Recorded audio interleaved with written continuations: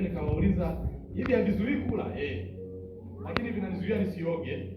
Sema safi. Hapo leo sitaoga.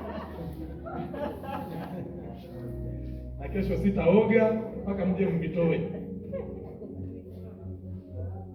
Lakini kula na kula. Hilo ndio lilikuwa la muhimu. Kesho yake nikarudi wakaenda kuvitoa. Kwa kabla ya kuvitoa wanaunganisha ile mashine, inatoa ripoti ya muda wote masaa 24.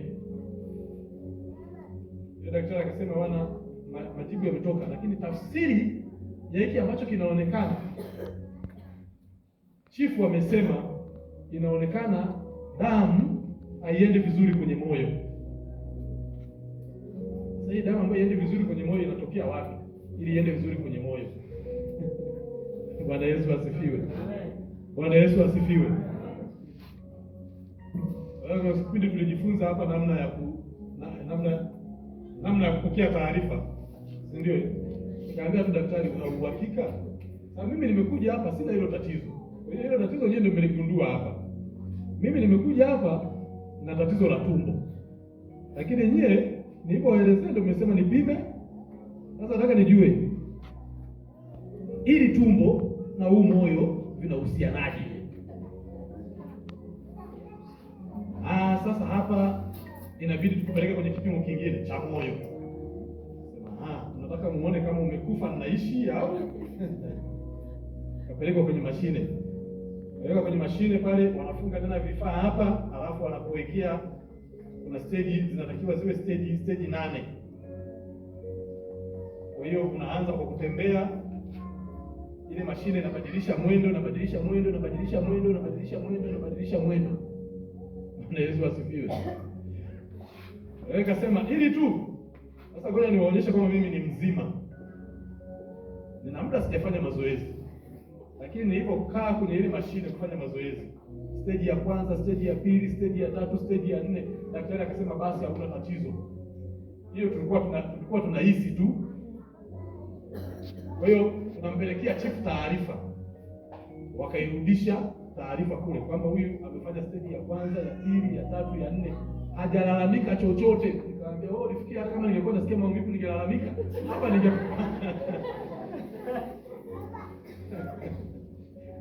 unafikiri ningekwambia ili mfanyaje sasa? Nisingekwambia. Mimi hapa nimekuja nikiwa sina hiyo shida. Hiyo shida ambayo mnasema hiyo ni ngeni. Akasema sasa nafikiri hapa shida uliyokuwa nayo ni shida ya kawaida tu. Either haupumziki vizuri ama ulikuwa na mawazo. Kaambia hapo sasa tunaongea lugha moja. Bwana Yesu asifiwe. Bwana Yesu asifiwe. Bwana Yesu asifiwe. Danieli amegundua, lakini amegundua baada ya kusoma. Alikuwa anasoma nini? Alikuwa anasoma neno. Baada ya kugundua ikampa ujasiri wa kusema kumbe ni wakati ndio huu. Kumbuka wako utumwani na hawana jeshi. Bwana Yesu asifiwe. Kwa hili watoke, ni lazima watafute namna ya kutoka. Waende wazungumze na Farao kama Musa alivyozungumza na Farao, kwa sababu hawakuwa na silaha wala kitu chochote. Kwenda kumbembeleza. Mfalme akikubali sawa, asipokubali mtabaki utumwani. Lakini jambo la msingi ni kwamba Danieli amegundua baada ya kusoma. Bwana Yesu asifiwe. Bwana Yesu asifiwe. Baada ya kusoma ndio sasa anaanza kuongozwa ya kwenda mpaka stage ya maombi. Bwana Yesu asifiwe. Mwambie jirani yako, na mimi nitaanza kusoma. Na mimi nitaanza kusoma ili nifundishwe, ili nionyeshwe, ili nielekezwe. Kwa sababu hata maombi ambayo Danieli aliomba yalitokana na alichokisoma, ni matokeo ya alichokiona. Kwa hiyo Roho anaanza kuchukua nafasi ya kuanza kumuongoza sasa. Bwana Yesu asifiwe. Bwana Yesu asifiwe. Yaani Roho anaanza kumuongoza kiasi kwamba akikutana pale na kifaru anaiona kama ile CMV ya kwangu bado. Hata hayo mabomu hayaoni. Bwana Yesu asifiwe. Bwana Yesu asifiwe. Lakini yalikuwa ni matokeo ya kusoma. Bwana Yesu asifiwe.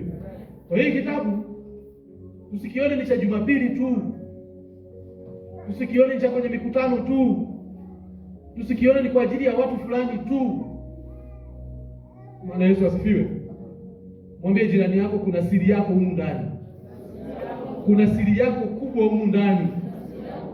Kuna siri yako kubwa humu ndani ambayo kwa macho yako ya kawaida utasoma kama kawaida, lakini ukisoma katika imani, Roho Mtakatifu atakuonyesha siri yako iliyoko humu ndani. Bwana Yesu asifiwe. Bwana Yesu asifiwe. Yule mzee wakati tunaomba hapa alikuwa amekaa na yule mzee pale nyuma. Unajua mnaweza mkawa mnaomba lakini shetani naye yuko kwenye operation. Bwana Yesu asifiwe. Bwana Yesu asifiwe. Sema sasa wale wazee wameshapona, mbona bado tena wanajiona katika hali ya unyonge, katika hali ya udhaifu? Au tuwaletee uji? Bwana Yesu asifiwe. Bwana Yesu asifiwe. Yaani mzee wangu pale wakati tunaomba hapa, wewe ndio ungekuwa namba moja kupiga mkwara hapa mpaka shetani anakimbia anasema huyu si alikuja hapa ajiwezi. Yaani wakati wengine wanaomba wanafanya hivi, wewe unaomba unafanya na mazoezi kabisa. Bwana Yesu asifiwe. Yaani kama ulikuwa huwezi kurusha nguvu pale, ndio unakunja na wewe mkono unasema haya, leo ndio ile siku ambayo Danieli aliiona na wewe ndio umeiona leo. Kama hujaiona leo, subiria miaka mingine. Lakini mimi na uhakika kuna watu wameiona hiyo miaka 70 leo, na wametambua kwamba ile miaka ya mateso kumbe leo ndio mwisho. Ile miaka ya kukaa gerezani kumbe leo ndio mwisho. Kuna mfalme huko ana wachawi ameshindwa kutafsiri ndoto, mimi naenda kuitafsiri. Bwana Yesu asifiwe. Bwana Yesu asifiwe. Mchana wa leo, kama haujaona, kama inakupita, kama inakupita, wewe subiria siku nyingine. Lakini kama umeiona, sema asante Yesu, nimeiona. Asante Yesu, nimeiona. Asante Yesu, nimeiona. Asante Yesu, nimeiona. Asante Yesu, nimeiona. Leo nimeiona ile miaka ambayo nimeishi nikisubiria kufunguliwa, nikisubiria zile baraka. Leo nimeona. Leo nimeona. Sasa napokea. Hakuna wa kunizuia. Hakuna wa kunikataza. Hakuna wala hayupo.